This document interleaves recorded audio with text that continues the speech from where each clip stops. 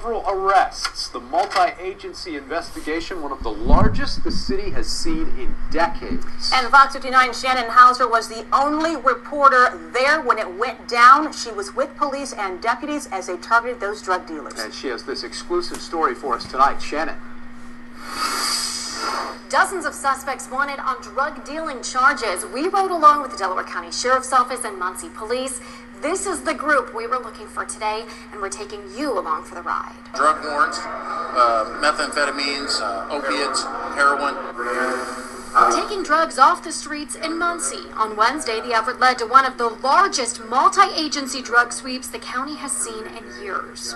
We couldn't do this by ourselves, and the county couldn't either, so putting this together and using both our resources just makes sense. More than 30 deputies and police officers from the Delaware County Sheriff's Office and Muncie Police Department geared up and hit the road looking for wanted drug dealers. Yeah, we do have some high-profile individuals that we're going after. We were the only television station invited to tag along for this massive drug sweep.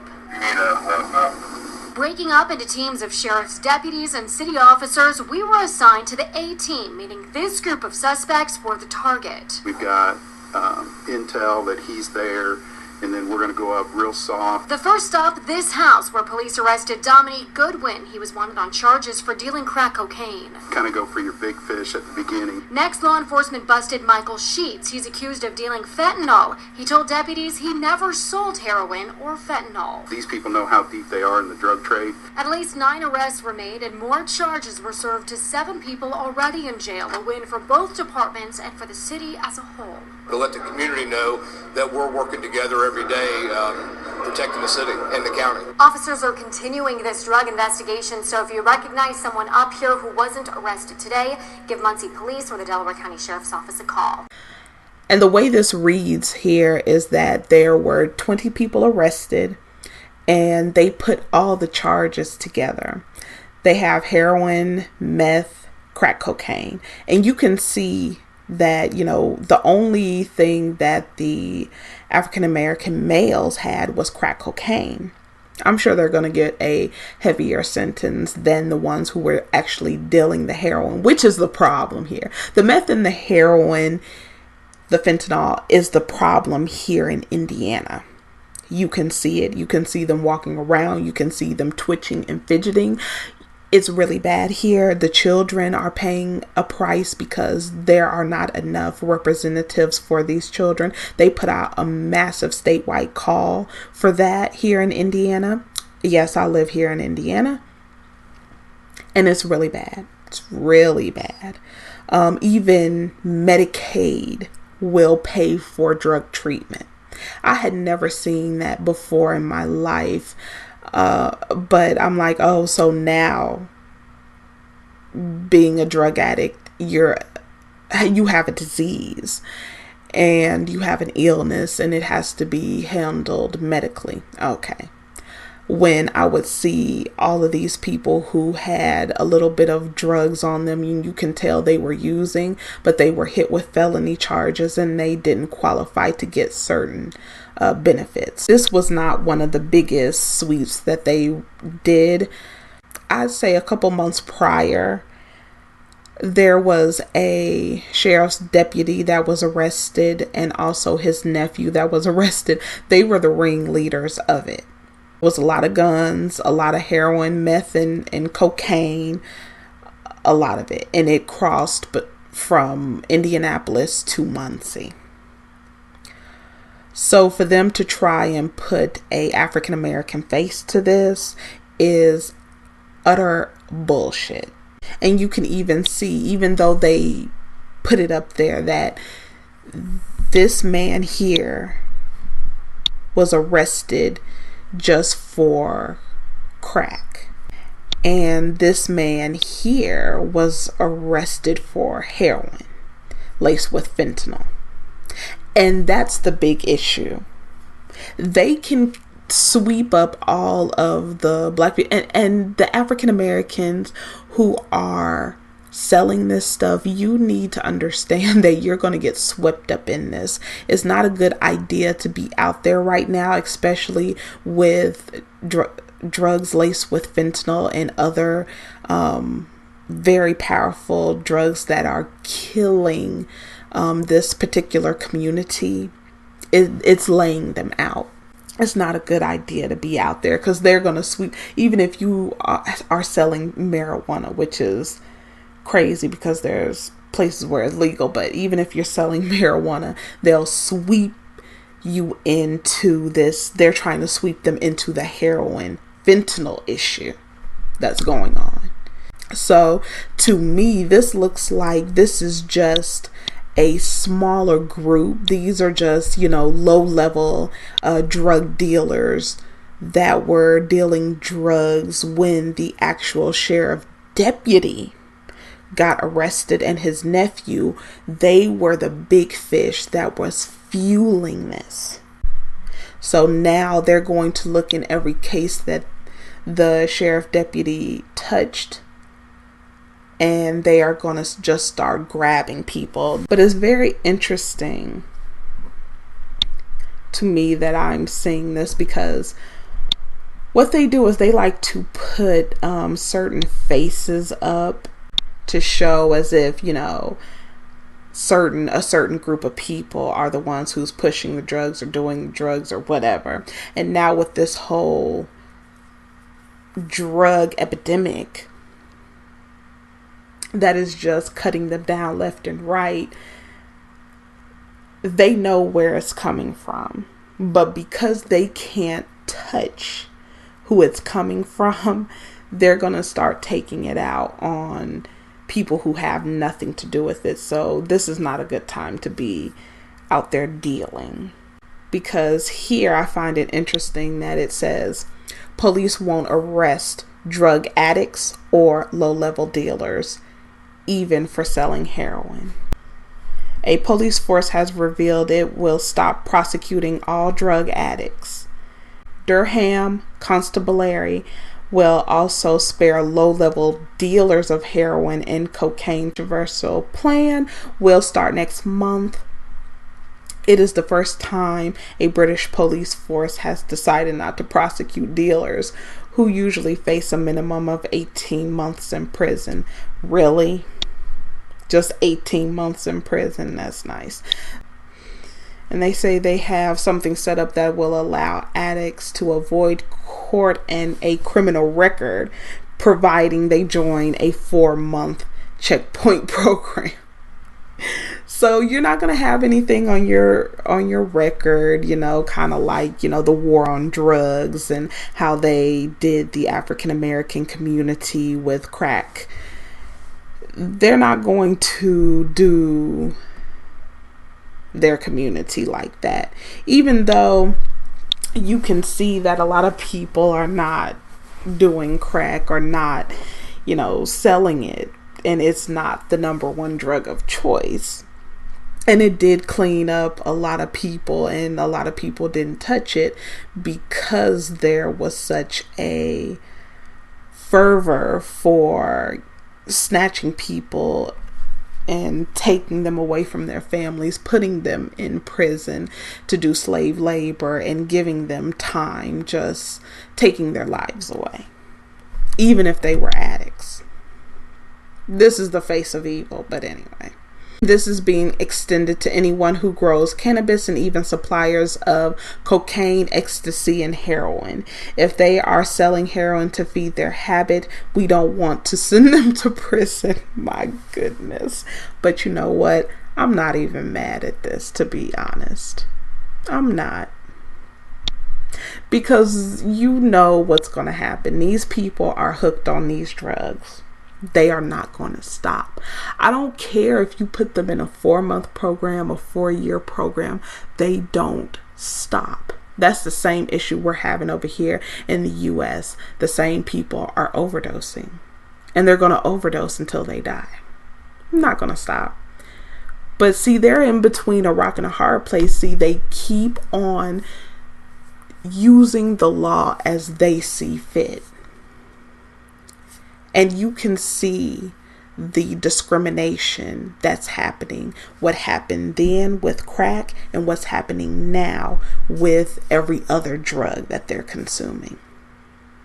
And who's consuming it. and how they have so much compassion as to not want to give them a drug, or even the supply, even the drug dealer, which is demonized, even the ones in the white evangelical Christianity little realm. They set up here and demonize rap music, and they're glorifying drug dealing. Bullshit. This is glorifying drug dealing. I'm not even going to arrest you because I have so much compassion for you. You could be selling it to feed your own habits. So I don't want to have you have a record and have to do jail time. Sometimes it's too much, and that's why I had to take a break, and I may take another break because a lot of this is just, it gets on my nerves to have to sit here and listen to the bullshit about why there's a difference when it all comes down to race. It does. They're sitting up here treating these drug dealers and these drug fiends with kitten gloves when they basically tore apart our families and neighborhoods and communities and said, oh, our bad, we're going to do something different for us. But you know what? In the end, it's going to be worse. There's a judgment.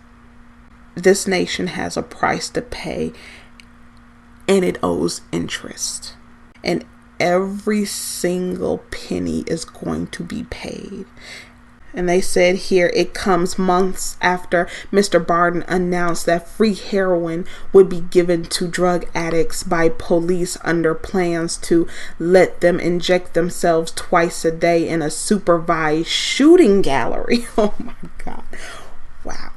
Critics slam the move, saying it's not the role of the police to supply drugs and it would not help addicts get clean. It is estimated to cost $15,000 a year to provide a person with heroin supervised, but methadone would be only a third of the cost. And even as disgusting as it sounds, I'd be all for it. And here, police offer heroin addicts treatment instead of jail. This is basically a story about a woman who called the police, said that she was doing drugs. She has an illegal substance. This was in Illinois, Dixon, Illinois. She had an illegal substance, and the police decided to take mercy on her. On top of that, she was committing petty crimes. She was, committing crimes to fund her heroin addict. And they decided not to take her in for the crimes that she committed, not to take her in for having an illegal substance. They decided to go get her treatment. As if that's going to help anything. She finally decided to seek help, she said, but was unable to find a place that would take her. The police chief, was like, what if I tell you I can get you into a detox tomorrow morning? Like a casual conversation, everyday conversation. I said, okay, that's fine. So literally 8 o'clock in the morning, I go to detox because police show up. So begins the small town's radical reimagining of how police can best fight the scourge of heroin addiction. This is an idea that is catching up among the Chicago area. You know what? I'm not even going to go through this whole bullshit ass article on this because this is so irritating. This irritates me beyond words. Usually the little stint that they do in the program is not going to help them. They're going to be back out there on the drugs. Oh well. But they have the privilege to call up a police officer, say, I've committed petty crimes and I have an illegal substance. Can you take me somewhere, like they're a freaking Lyft or an Uber? That is a privilege beyond anything that anyone on this earth would experience except them. But yet, this was at the beginning of the year, this was on the 3rd of this year, less than 1 ounce of marijuana leads to arrest of more than 60 Georgia partygoers. Because no one admitted that this was my marijuana, they arrested everybody. At least 63 people were arrested over the weekend on suspicion of possessing less than an ounce of marijuana after police were unable to identify the actual owner of the drug stash found in the party house in Carterville, Georgia over the weekend. And they put in here that they found several smoking devices and suspected cocaine, which is bullshit because they said they only found less than an ounce of marijuana. 63 people arrested at the party who'd been processed at Bartow County Jail by Monday night had all been charged with a single count of possession of less than 1 ounce of marijuana. The individuals arrested were predominantly black male, ages 19 to 25. Several of them were prominent high school athletes. 4 men were booked on suspicion of felonies not related to drug possession. Police said they found less than an ounce of marijuana at a house party Saturday night, and since no one claimed it, they arrested almost 70 people. Some just got out today. Some of the arrested partygoers reported being mistreated by the police, telling WSB that they were tied up with zip ties and threatened with tasers. Several men said they'd been locked in cages. Georgia NAACP said it would launch an investigation into the arrest. The organization has backed a GoFundMe campaign to raise funds for the arrested partygoers. Some of these young people need money to make bail, and all of them need assistance with legal fees. A good majority of these individuals are college students and members of the U.S. military who were visiting home over the holiday break and decided to attend a party to catch up with old friends while in town.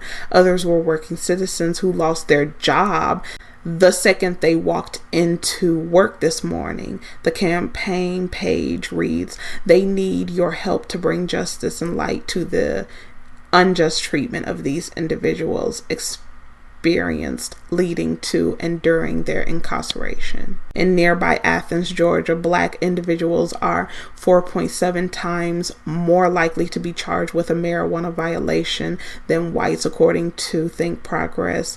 Nationwide, a black person is 3.73 times more likely to be arrested for a marijuana related offense compared to someone who is white. So the rest of the article is just going into bullshit, but I wanted to talk about all of this just to see there's 2 different justice systems in this nation. If you are black, you may not have had anything to do with anything. You will still be charged. You will lose your job. You will be put in jail for absolutely nothing. For nothing. But yet you have these heroin meth addicts who can call the police, say that they've committed crimes, say that they have more than an ounce of a very dangerous narcotic, and they're taking it and they're high at that very moment, and they're going to get compassion and they're going to be taken to treatment because they're not going to arrest these people. They don't want to arrest them. They don't want these low-level dealers and these addicts to have any type of record on them. But yet, you just see 2 different justice systems here at work.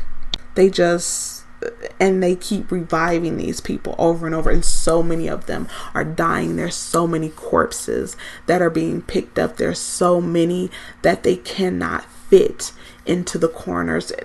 It's so much. But like I said, with stuff like this going on, when you arrest almost 70 people for less than an ounce of marijuana, when you have somebody who would call up the police and say they are doing heroin that could be laced with fentanyl, and they've committed crimes, and you coddle them, you know, wrap them up like they're a baby, and then take them to treatment, and you think that you're not going to have to pay for this. This is just, it's getting on my nerves. It's disgusting. I cannot stand this nation. I cannot stand the judicial system, the legislative system. I can't stand anything about this system. I can't stand the flag. And I can't stand the way this system works all over the world. Just this disgusting discrimination, oppression, and pressure that African American people and people across the diaspora, Black people across the diaspora, our experience is just hellish. It's evil. You don't have to look at a scary movie or be scared of something under the fucking bed. It's around you wherever you are. You see them on TV. You see them in police cars in your neighborhood. You have to work right alongside them. You never know where a hostile beast will be around you. And they just set up a system when they stole this nation to oppress, and they've been doing it. They've been doing it, and they never stopped. I don't give a damn about the end of antebellum chattel slavery. That was just the transition into the new Jim Crow and the new prison industrial complex slavery. Plantation, you're working a job, getting paid peanuts. It was just a transition for the times. But I'll go ahead and leave it right here. Let me know what you think about this whole situation and these stories that I went over. Go ahead and leave a comment. I will see you in the next one.